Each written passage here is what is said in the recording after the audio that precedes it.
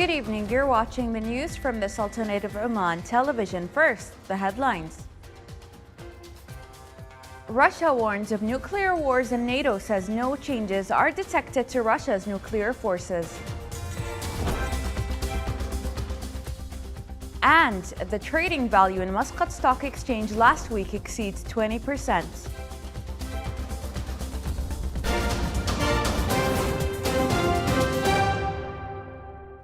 Those were the headlines. Now for the news in detail. Foreign Minister Sergei Lavrov said that possession of nuclear weapons protects Russia from security threats, and Moscow keeps reminding the West of risks to prevent a conflict of nuclear powers. Last month, former Russian President Dmitry Medvedev said Moscow would have to use a nuclear weapon if Ukraine's counteroffensive against Russian troops was a success.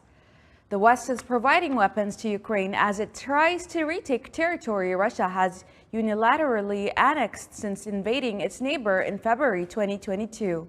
Lavrov said that the United States and NATO allies risk ending up in a situation of direct armed confrontation of nuclear powers. U.S. President Joe Biden has called a threat of Russia using tactical nuclear weapons real, while NATO Chief Jens Stoltenberg said this week that the military alliance has not detected any changes to Russia's nuclear forces. Russia said its forces had shot down Ukrainian Su-25 fighter jets, while Ukraine said it has struck Russian command posts. The Russian forces repelled Ukrainian offensives in Kupiansk, Krasny Liman, Donetsk, and other directions, neutralizing targets including armored vehicles, ammunition supply points, and a counter-battery radar station, according to a battle report released by the Russian Defense Ministry. Russia also downed 2 Su-25s and dozens of UAVs, according to the report. Concurrently, the General Staff of the Ukrainian Armed Forces also issued a report saying that in the past 24 hours, the Ukrainian army battled Russian forces on multiple fronts, including Melitopol and Berdyansk, and launched airstrikes on the positions of Russian personnel and equipment. Ukraine forces also struck multiple Russian command posts and an electronic welfare station, according to the report. U.S. President Joe Biden and the leaders of South Korea and Japan agreed to Camp David to deepen military and economic ties and made their strongest joint condemnation yet of dangerous and aggressive behavior by China in the South China Sea.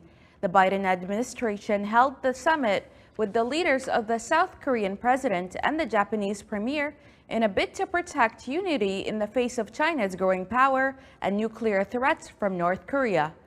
In a joint summit statement, the three countries committed to consult promptly with each other during crisis and to coordinate responses to regional challenges, provocations, and threats affecting common interests.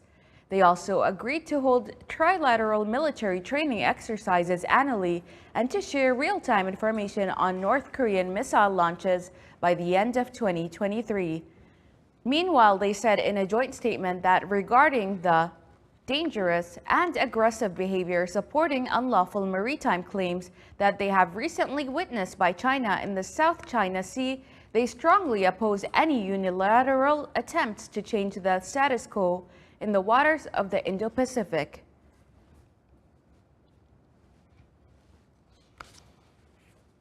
Stronger winds and higher overnight temperatures caused a vast wildfire raging out of control in Tenerife to spread, prompting more residents to flee their homes in the northern sector of the Spanish holiday island, officials said today. The huge blaze, which broke out late Tuesday in a mountainous northeastern area of the island, is the most complex fire to hit Spain's Atlantic Canary Islands in more than 40 years, the authorities say. By Friday night, the fire had forced more than 4,500 people to flee, although there was no update on how many people had been affected by the early morning evacuations in 5 municipalities.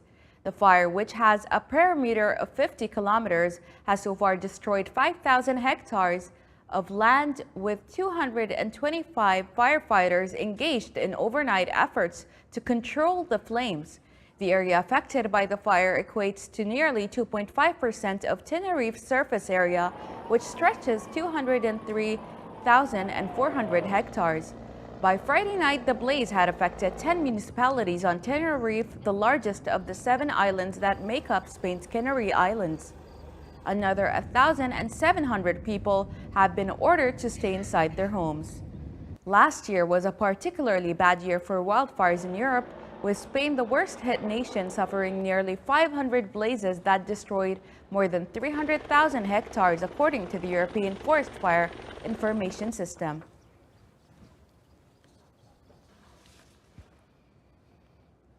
Hurricane Hilary headed for Mexico's Baja California today as a U.S. National Hurricane Center predicted catastrophic and life-threatening flooding for the peninsula and for the southwestern United States, where it is forecasted to make land as a tropical storm tomorrow.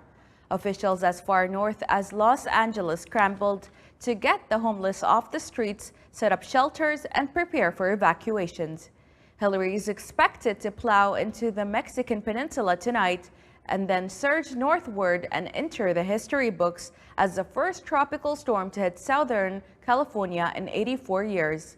The U.S. National Hurricane Center issued a tropical storm watch for a wide swath of southern California from the Pacific coast to interior mountains and deserts. Officials talked of evacuation plans for California's Catalina Island.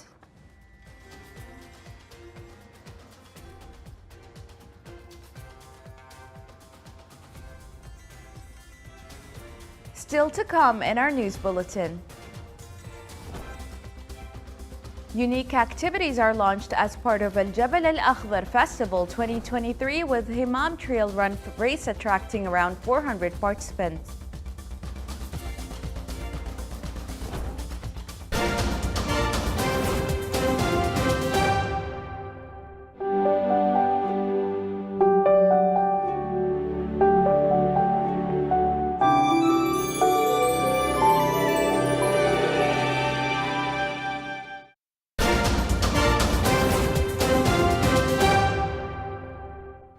The weekly trading value in Muscat Stock Exchange witnessed over 20%, nearing 12 million Omani Riyals, with Gulf and foreign investors holding over 17% of the trading value.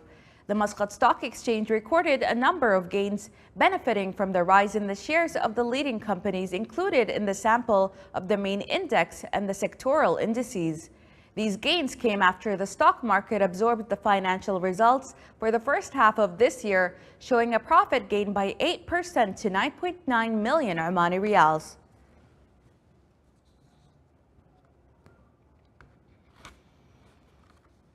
The Small and Medium Enterprises Development Authority announced the launch of the mentoring program in its 7th edition, Inspiration and Success, with the participation of 50 owners of small and medium enterprises and startups.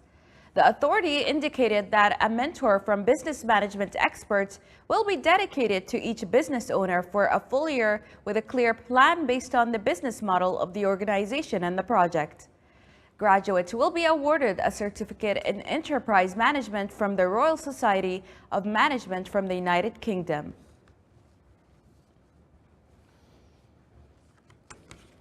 More entertainment activities are hosted in the Kharif season this year in multiple locations. At Teen Square hosted a sensational music show from Kyrgyzstan that attracted the attention of the visitors and tourists, who watched a blend of live Omani and Kyrgyz music with sensational ballet dances. The audience attending the event responded positively to the integration of the local music into the performance. 6 music shows were performed by the Kyrgyz band that used ballet dancers who danced to the rhythm of the shows. Himam Trail Run Race was held in the Wilaya of Al Jabal Al Akhdar within the activities of Al Jabal Al Akhdar Festival 2023. More details in the following report. Offering an incredible experience for competitors to run across the distinguished touristic and natural attractions of the Wilaya of Al Jabal Al Akhdar. The Himam Trail Run Race was held within the activities of the Al Jabal Al Akhdar Festival 2023 under the theme Run and Explore, with the participation of around 400 people of different ages and groups. It's an amazing experience. I really enjoyed the race. It's like a different story. I have been running in the roads, but like trail is really different story. You are running, you are doing sport with a wonderful view, with amazing mountains and waterfalls, and it was gorgeous. It was gorgeous. I really like it. The first race was allocated to the adult category for a distance of 10 kilometers. It started at Siq village all the way to Sih Qatna Park. Abdullah Al-Quraini won this race, scoring 51 minutes and 4 seconds. I feel very proud of myself. It was a very tough run. Beautiful landscape, but hard. It was hard. Good vibe. Everyone was encouraging. Good teamwork. Tough. It was hard. It's beautiful. I had been to this area as a tourist, so it's a great opportunity to enjoy it again in a race. It can be good for amateurs, also for people who want to push themselves. It's a good environment for a race. The second round was allocated to the 12 to 15 years old youngsters category for a distance of 4 kilometers. It started at Hayl al-Yemen all the way to Sih Qatna Park. Yusuf al-Riyami won this race, scoring 16 minutes and 24 seconds. Himam Trail Run Race has gained momentum as one of the fastest growing sporting events to promote the exquisite touristic attractions of الجبل الأخضر. صالح بخلفان الرحبي، ولاية of الجبل الأخضر الداخلية، Governorate. This is the Sultanate of Oman television. Before we end tonight's bulletin, here are the main points once again. Russia warns of nuclear wars and NATO says no changes are detected to Russia's nuclear forces. And the trading value in Muscat Stock Exchange last week exceeds 20%. With that, we come to the end of tonight's bulletin. From all of us here at the newsroom and the studios, it's good night and enjoy the rest of your weekend.